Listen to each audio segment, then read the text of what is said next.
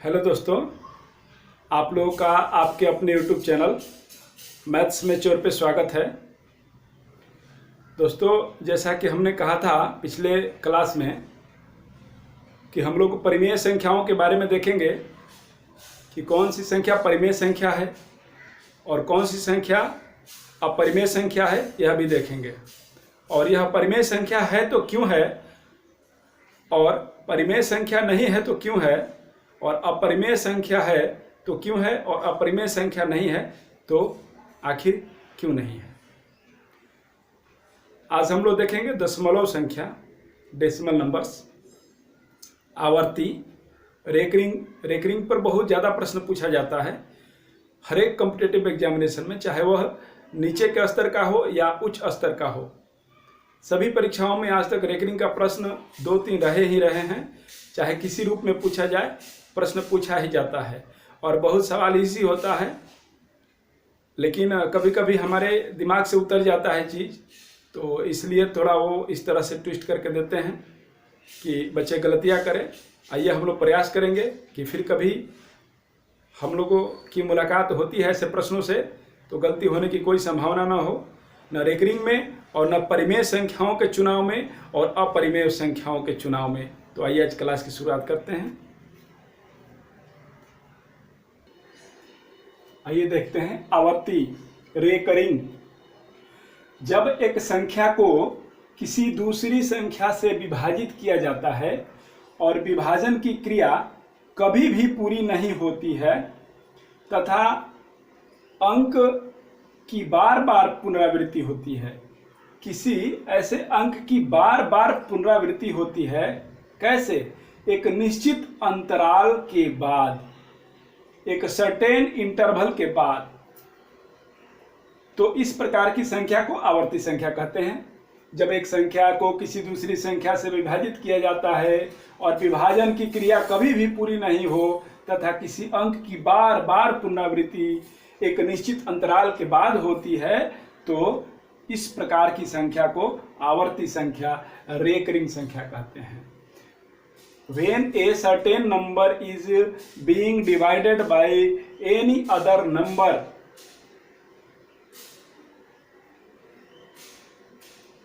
then if operation of division is never is getting completed or operation will never will be finite and some certain digit will be repeatedly come in a certain interval, such numbers called recurring numbers. Okay, देखिए 1/3 है, 1 में 3 से division दीजिए, division कीजिए, भाग कीजिए, क्या आएगा? 0.333। कभी भी शांत होने वाला नहीं है। ये इसको इस फॉर्म में लिखते हैं 0.3 का रेकरिंग, मतलब 3 कंटिन्यूअस है, अनवरत, कभी समाप्त होने वाला नहीं है। 4.9 0.444 ये कभी समाप्त नहीं होगा, इस तरह से ये है। 9 चौका 36, बचा कितना? 40, फिर 9 चौका 36, इसमें बचा तितरी का 9, बचा 1 0, फिर तितरी का 9, फिर तितरी का 9, 3.333, इसका मतलब हुआ 3.3 टू द पावर रेकरिंग। आगे देखते हैं, इसको हल किया जाए। इसका मतलब क्या हुआ? 0.34 रेकरिंग। इसका मतलब क्या हुआ? 0.12 रेकरिंग। इसका मतलब क्या हुआ? 0.13 रेकरिंग किस पे? 5 पे, 5 बार आ रहा है। 0.23 5 बार आ रहा है, 5 पर रेकरिंग। फिर ये क्या हुआ? 1 2 3 0.123 पर रेकरिंग। फिर ये क्या हो जाएगा? 0.4 पर रेकरिंग इंटू 0.3 पर रेकरिंग। पहले इस फॉर्म में लाते हैं इसके बाद ही से ये तो इसी फॉर्म में है, हल करते हैं। चलिए हल कीजिए आप लोग। आइए इसे हल करते हैं। ये हो जाएगा 0.34 डिवाइडेड बाई 90 माइनस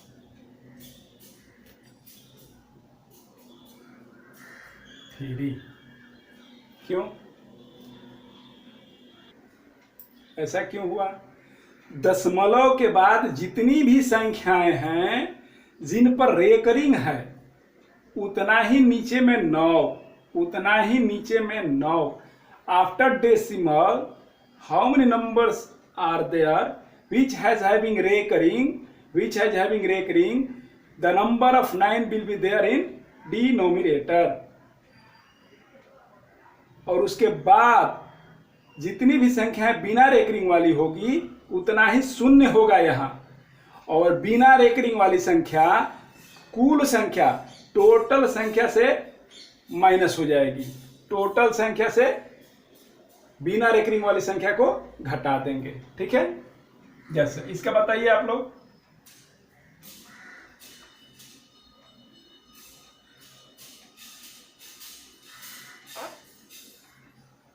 90। इसका बताइए। इसका हो जाएगा 12/99। क्या हो जाएगा? 12/99। अब बताइए क्या यह शून्य और दशमलव यहां रहेगा? नहीं, यही तो खेल है। यह शून्य और दशमलव यहां नहीं रहेगा। ठीक है, 12/99। Next 135 minus 13 divided by recurring 1, सोना 2। रेकरिंग वाली संख्या 1, 1 9। रेकरिंग के बिना कितना? 2, सोना 2। दशमलव के बाद बिना रेकरिंग की संख्या 2, 10, 0, 2।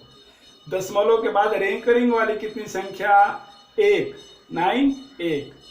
ठीक है, और 135 में से अब 13 को घटा देंगे। आगे देखिए, दशमलव के बाद रेकरिंग वाली संख्या कितनी? 1, 1 9। दशमलव के बाद बिना रेकरिंग वाली संख्या कितनी? 2, सोना 2। 235 में से बिना रेकरिंग वाली संख्या कितनी है? 2 और 3 घटा देंगे। इसी तरह से इसे देखेंगे।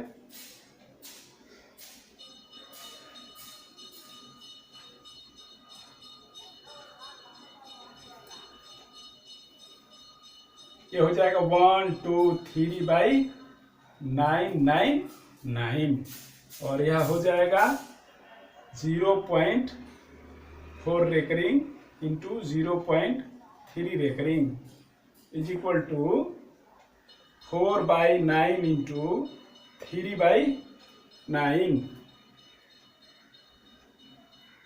ठीक है, 1 3 4/27।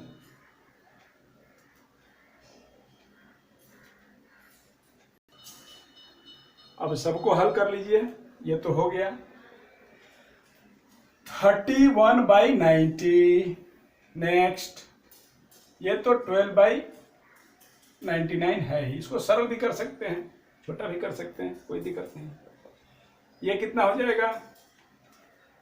5 में से 3 जाएगा 2, 2 में से 1 जाएगा 1, 1। ठीक है, यहाँ होगा 2, 3 है, हासिल नहीं लिए हैं। और यहाँ हो जाएगा 900। इसका 5 में से 3 जाएगा 2, 3 में से 2 जाएगा 1, 2, 900। इसका मान जो है वही है, यही रह जाएगा। इसका मान भी यही रह जाएगा। इसे हल करते हैं। हाँ, ये थोड़ा यूनिक है। यूनिक वोनिक कुछ नहीं है भैया। 3 बट्टा में, या इसको प्लस भी कर देते हैं, 3/9, 3 + 1/3। इसको इस तरह से भी लिख सकते हैं, 3.1/3, और नहीं तो इसको इस तरह से भी लिख सकते हैं, 10/3। ठीक है, एक बार फिर इसका फार्मूला देख लेते हैं कैसे बनता है। ऐसे बनता है सर, हम प्रैक्टिस किए हैं इसलिए कोई दिक्कत नहीं है। जितना ये रहेगा उतना कर देंगे और 9 नीचे लिख देंगे, जितना इसके पहले रहेगा उसमें 0 लिख देंगे, और इसमें से पूरा में से इसके पहले जिसमें रेकरिंग नहीं है उसको घटा देंगे, आंसर आ जाता है। सही बात है, ठीक है। लेकिन कैसे होता है हम लोग एक बार और देखेंगे। दशमलव के बाद जितनी भी संख्याएं हैं रेकरिंग वाली, उतना 9 नीचे बट्टा में न्यूमिरेटर में, सॉरी डिनोमिनेटर में उतनी ही संख्या में 9 रहेगा। एक है 1 9, इसमें 2 रेकरिंग है, 2 9। ठीक है, और दशमलव के बाद ही की बात हो रही है। दशमलव के बाद ही जितनी संख्याओं पर रेकरिंग नहीं है उतना 0 9 बैठाने के बाद 0 पुट करेंगे 9 के बाद, जितना after decimal without recurring number होगा। ठीक है, आगे देखते हैं।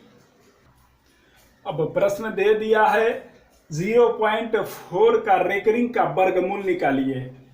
रेकरिंग बनाना जानते हैं हम लोग, अभी देखे हैं। दशमलव के बाद कितना अंक, 1 अंक 4, और इस पर रेकरिंग अकेले है, बट्टा में 9। कह रहा है कि इसका वर्गमूल निकालिए। वर्गमूल, ठीक है, √2/3। अगला देखते हैं, इसको तो सीधे लिखेंगे कैसे, 24.57 - 7 बट्टा में 9, और इसके लिए 0। ठीक है, यह ठीक है, गलत है। घटेगा क्या, घटेगा क्या, 7 नहीं 5। रेकरिंग के पहले वाली संख्याएं घटती है। ठीक है, ठीक है, बताएंगे। अब ये क्या होगा, 5.7/9। ये क्या होगा, 13.19।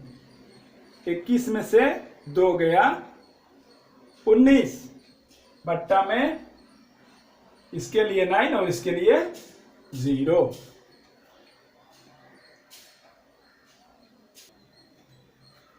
हो जाएगा 24.52 बट्टा में 90। ठीक है, आगे देखते हैं।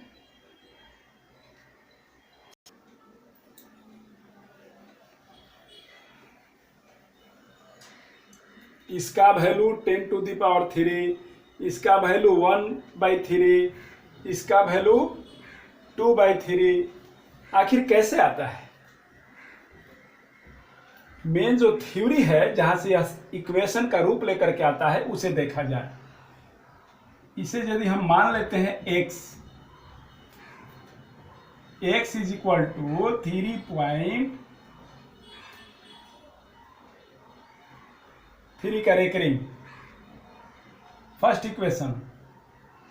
तो सेकेंड इक्वेशन क्या हो जाएगा, 10x = 33.3 का रेकरिंग। आप बोलिएगा ये कहां से आ गया? अब बताइए कि 3.3 में 10 से मल्टीप्लाई करेंगे तो यह क्या देगा, 33। ठीक है ना,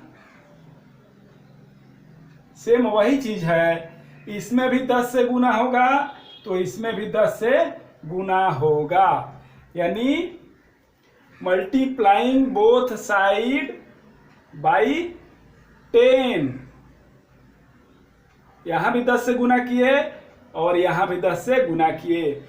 इन any equation if we are dividing we have to divide both side for any number any digit.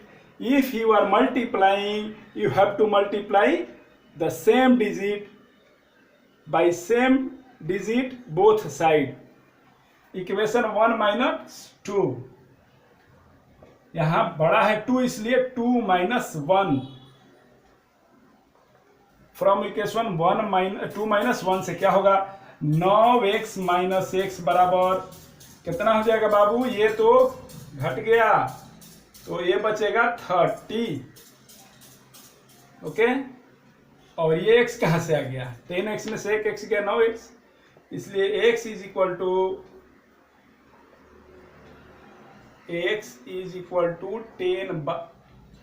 30 by 9। 30/9 का मतलब हो गया 10/3। 10/3 कहाँ से आया, इक्वेशन से बेसिक रूप में इसे हम लोग पढ़ेंगे, बचपन में जो हम लोग पढ़े हैं वहीं से यह आया है। ठीक है, दूसरा क्वेश्चन देखते हैं। यह कहाँ से आ गया 0.3 का पावर 3, 0.3 का recurring is equal to x first equation, तो सेकेंड इक्वेशन क्या हो जाएगा बाबू 10x, और यह क्या हो जाएगा, यह क्या हो जाएगा बोलिए, एक इधर चला आएगा 3.3, 2 माइनस 1 क्या हो जाएगा 9x इज इक्वल टू, ये रेकरिंग में ही रहेगा, ये रेकरिंग में ही रहेगा। अरे भैया रेकरिंग 3 का मतलब हुआ, रेकरिंग 3 का मतलब हुआ कि 0.3333 एगो 3 इधर चला आया तो क्या फर्क पड़ता है, 0.3 का पावर 3 का रेकरिंग, और यह क्यों आया, क्योंकि 10 से मल्टीप्लाई किया गया। Okay, 9x is equal to, ये तो खत्म हो जाएगा, पॉइंट रेकरिंग खत्म, बचा 3, x का वैल्यू कितना हो जाएगा 1/3। ठीक है, और अगला देखते हैं।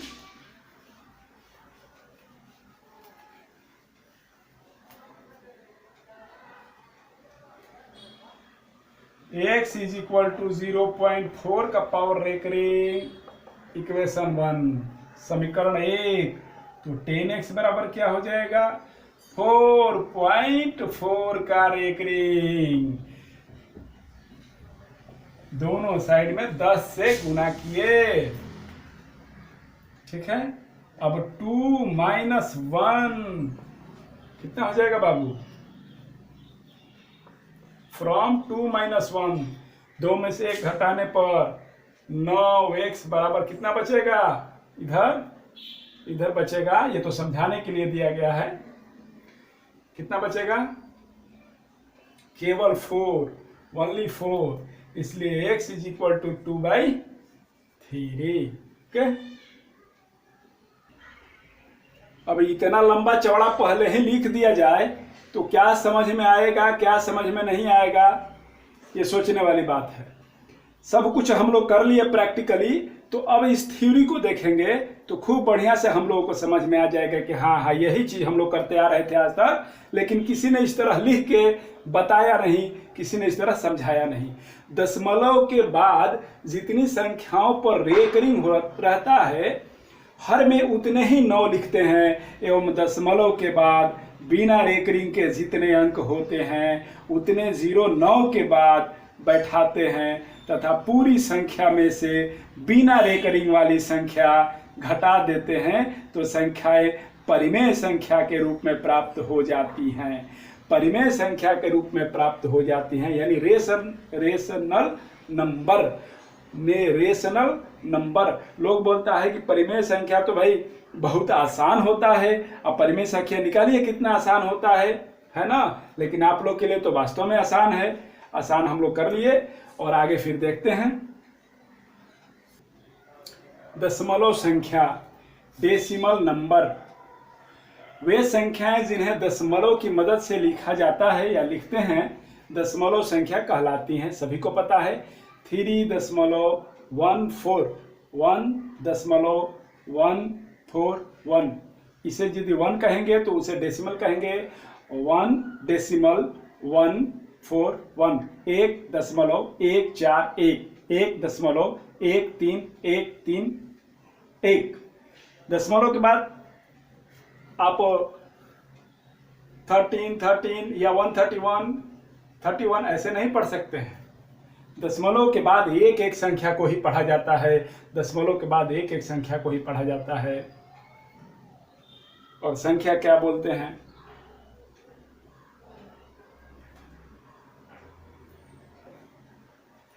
संख्या किसे कहते हैं? नंबर। और अंक किसे कहते हैं? डिजिट। तो यहाँ यह कहना गलत होगा कि दशमलव के बाद संख्या है। संख्या नहीं रहता है, डिजिट रहता है। डिजिट, एक एक डिजिट को अलग अलग पढ़ेंगे। 1.141। ठीक है। दशमलव संख्या भी दो प्रकार के होते हैं। पहला शांत आवर्ती दशमलव और दूसरा अशांत आवर्ती दशमलव। पहला परिमित दशमलव संख्या और दूसरा अपरिमित दशमलव संख्या। पहला शांत आवर्ती दशमलव या टर्मिनेटिंग डेसिमल नंबर, दूसरा परिमित, इसी को कहते हैं परिमित दशमलव, फाइनाइट डेसिमल नंबर। और आगे हम लोग देखेंगे अशांत और अपरिमित। शांत को पहले देख लेते हैं। टर्मिनेटिंग मतलब कि खत्म हो गया, जॉब टर्मिनेशन, इनका जॉब टर्मिनेट हो गया, इसी को बोलते हैं शांत, खत्म हो गया, रुक गया। और फिर परिमित मतलब फाइनाइट, एक निश्चित, वहीं तक रुक गया, आगे गया ही नहीं। नाम से ही विदित है, ऐसे दशमलव संख्या जो परिमित हो, परिमित दशमलव संख्या कहलाती है। अथवा परिमेय संख्या जिनका दशमलव प्रसार, डेसिमल एक्सपेंशन, शांत होता है, शांत आवर्ती या परिमित दशमलव कहलाती है। अब कितना भी परिभाषा आप रट लीजिए, लेकिन जब तक आपको एग्जाम्पल पता नहीं चलेगा आपको यह चीजें समझ में नहीं आएगी और हमेशा के लिए आपको ये चीजें याद नहीं रहेंगी। तो आप इसका एग्जाम्पल देख लीजिए। 2/5, 5 चौका 20, ऊपर 20 नहीं है तो दशमलव कर देंगे, 0.4। इसी तरह से 42/5, इसी तरह से 29/5 इज इक्वल टू 5.8 कर लीजिए। 5 5 25, 5 8 40.8, 5.8। आगे देखते हैं। दशमलव संख्या के दो प्रकार में, पहला हम लोगों ने देखा शांत आवर्ती और दूसरा हम देखेंगे अशांत आवर्ती दशमलव, और इसे ही कहते हैं अपरिमित दशमलव, नॉन टर्मिनेटिंग डेसिमल और इनफाइनाइट डेसिमल। परिमेय संख्या अथवा अपरिमेय संख्या जिनका प्रसार अशांत होता है, अपरिमित या अशांत आवर्ती दशमलव संख्या कहलाती हैं। इनमें से कोई भी शांत होने वाली नहीं है। इनफाइनाइट, अनंत तक, ये अनंत तक सिलसिला ऐसे ही चलता रहेगा, तो इसे अशांत आवर्ती दशमलव कहते हैं। और इसका भी दो प्रकार है, जिसका चर्चा हम लोग आगे करने जा रहे हैं, जिसे पेरियोडिक और नॉन पेरियोडिक कहा जाता है, आवधिक और गैर आवधिक। ये जान लेने के बाद हम लोगों को परिमेय संख्या और अपरिमेय संख्या पर पूरा कमांड हो जाएगा, अन्यथा हम लोग अधर में ही अटके रहेंगे। बिल्कुल सही है। आगे देखते हैं। अगला है गैर आवधिक, नॉन पीरियोडिक। इसमें समान संख्याएं स्वयं को कभी भी दोहराती नहीं हैं। इसमें समान संख्याएं कभी भी अपने आप को नहीं दोहराती हैं। यह अपरिमेय होता है। एग्जाम्पल क्या है? √2 1.4142 13563 इनफाइनाइट तक। √3 का भी कभी पूर्ण मान प्राप्त नहीं हो पाया है। √2 का भी कभी भी मान अभी तक कोई भी पूर्ण रूप से प्राप्त नहीं कर पाया है। हम लोग जो मान को मान लेते हैं और उस पर आधारित प्रश्न को बनाते हैं, वैल्यू को पुट करते हैं, वह एक मान लिया गया मान होता है। वह एक अप्रोक्सीमेट वैल्यू होता है। वह एक लगभग मान होता है। लगभग, वह पूर्ण मान और सही मान नहीं होता है। ठीक है। आवधिक एक होता है, इसमें एक सीमित अवधि के बाद समान संख्याएं स्वयं को दोहराने लगती हैं। यह सदैव परिमेय संख्या होता है। यह हमेशा परिमेय होगा। हम बताए हैं all the recurring numbers are rational number. All the recurring numbers are rational number. Recurring देखिए रेशनल होगा, रेकरिंग देखिए रेशनल होगा ही। ठीक है। अब यह देखने के बाद भी क्या किसी को परिमेय और अपरिमेय संख्या में डाउट है? ध्यान से देख लीजिए ध्यान से। होना ही नहीं चाहिए और होगा भी नहीं और है भी नहीं। यह शांत होगा। डेसिमल फ्रैक्शन, इसको ऐसे इस रूप में पढ़ने से खूब बढ़िया से आप लोगों को समझ में आ जाएगा। ज़्यादा कुछ दिमाग लगाने की ज़रूरत नहीं है। बहुत मेहनत के बाद मैंने इसको इस फॉर्म में लिखा और इस तरह से एक एक अंग्रेजी हिंदी नाम लिखा कि किसी तरह से कोई भी कन्फ्यूजन ना हो। ये आवर्ती हो, आवधिक हो, परिमेय होगा ही होगा, अनावर्ती हो, गैर अवधि हो, अपरिमेय होगा ही होगा, इरेशनल होगा ही होगा ऑलवेज, और टर्मिनेटिंग होगा वो ऑलवेज रेशनल होगा। इरेशनल कौन होगा? Only one, अनावर्ती। √2 कभी भी मान प्राप्त नहीं होगा। √3 कभी भी मान प्राप्त नहीं होगा। 0.3 का पावर रेकरिंग, 3 का रेकरिंग।